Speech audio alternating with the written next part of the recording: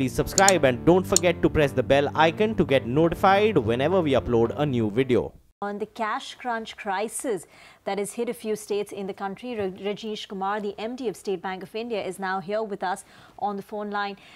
Good afternoon, Mr. Kumar. If you could first tell us what seems to be the key problem that ATMs are running dry and we're facing this cash crunch. No, just to give one statistics, the currency in circulation after demonetization is 18.2 lakh crore in March 18. Pre-demonetization level was 17.98 lakh crore. So it means that the currency in circulation in the country is absolutely sufficient. But there are certain states like the state of say Madhya Pradesh, Telangana, Andhra, even Punjab, where because of the procurement season, the demand of the cash, there is a surge. So we have to do some balancing act. There are some of the states where the currency is available in the currency chest. So we have to move some currency from one state to another. Okay. For security reasons, obviously I can't tell you the name of the states. So an emphatic statement which I can make is that as far as the currency with the public is concerned and with the banks is concerned, it is more than pre-demonetization level. And which is enough to meet the requirements of the economy. Okay. About the ATMs also, I review the position every evening and morning, what is the availability. And this is my normal drill. It has nothing to do with that I have started it doing yesterday or day before. That is the drill we have been doing.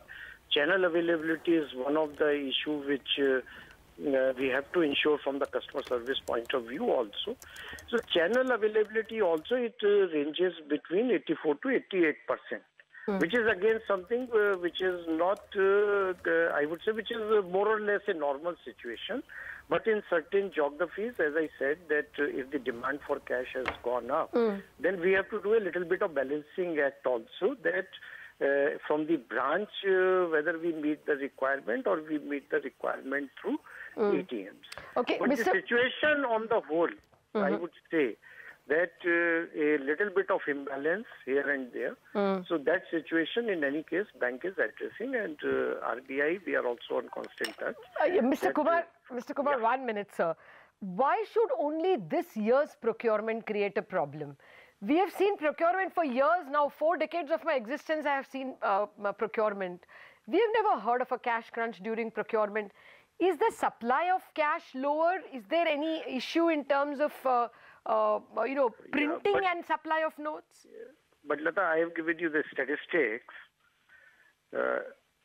18.29 lakh crore. And No, what is 18 point? That is currency with the public, you mean? Yes. Okay. Now, I looked up the numbers. It is 18.29 lakh crore, you're right. And in January, it was 16.3 lakh crore. So actually, it has increased? Yeah, I'm telling you the increase is about 1.2 lakh crore. It was not 18, sir. When I checked out, it was 17.99 as of March 31st. You're probably giving me an April figure, which is 18. That means about 1.8 lakh crore has been withdrawn. This is unprecedented. Why would people withdraw so much? Even before demonetization, we had hit a high of 30,000 crore a month. But now we are going over 40,000 crore a month. Why would people be withdrawing so much cash? Is this the return of black economy?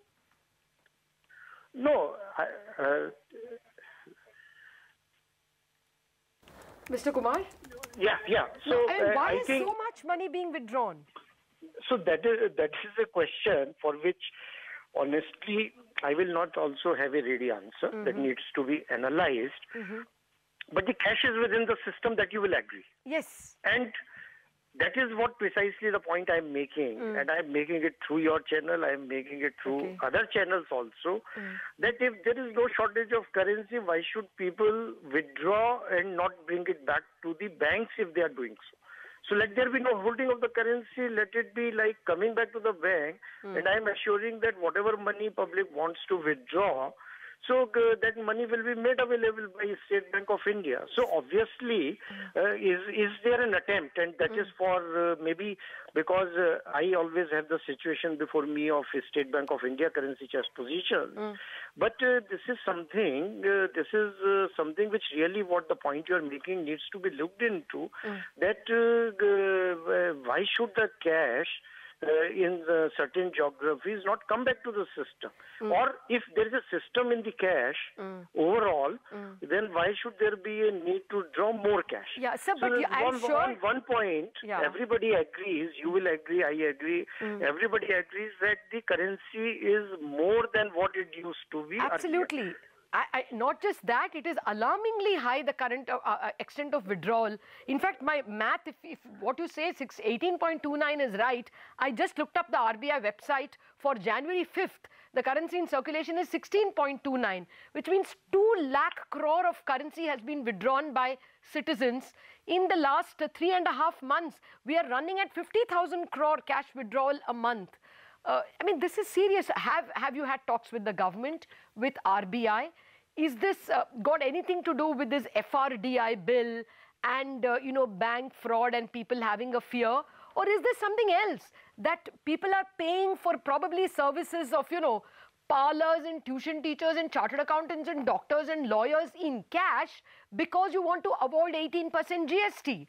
There should be a larger reason. People will not withdraw unnecessarily. Okay, I think unless I have all the facts that why it is happening, this requires some maybe deeper analysis, and I will ask my chief economist also to do some analysis and do some number crunching before we can also find a rationale. But as of now, because yours is a very respected channel, my appeal to the public is that there should not be any panic situation. There is sufficient currency in the system. And this currency needs to be circulated. That is the only thing. Yeah. You have any idea in terms of numbers, how many ATMs are running or how many branches have fallen short? Our availability of ATMs from different geographies, it varies from 84 to 88%. So 10% shortage in many areas. No, but that is normal. We can never have 100% ATMs running. Okay. That is not physically and technically possible. And like if we achieve in any month or any day a 90 or 92% availability, we consider it to be excellent. Okay, there are some people who are guessing that the ATMs were not calibrated for the new 200 rupee note. Is that an issue at all, or is people making up excuses?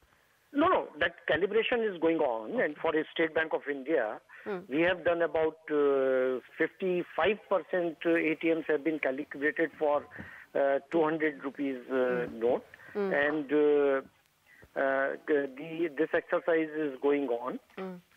But I think what people need is probably 500 rupees note more. So an ideal combination will be 500, 200 and 100. Okay. So on select locations, we have ATMs for even 2,000 rupees. But most of our calibration will be in these denominations. Okay. So just a final question, sir. Has the supplies from the currency chests been as they were in the past 10 years? Is it growing at an organic pace? Has there been any shortfall in supply at all in the last 2-3 months for any reason? No, the reason you yourself are saying that... No, I spoke about withdrawal. I am asking you in supply terms, has there been any change at all, either less or more? No, in last 1 year, RBI has supplied us sufficient currency. Okay, so supplies is not to blame. It is the extra demand to blame, you think? True, yes. Okay. All right, Mr.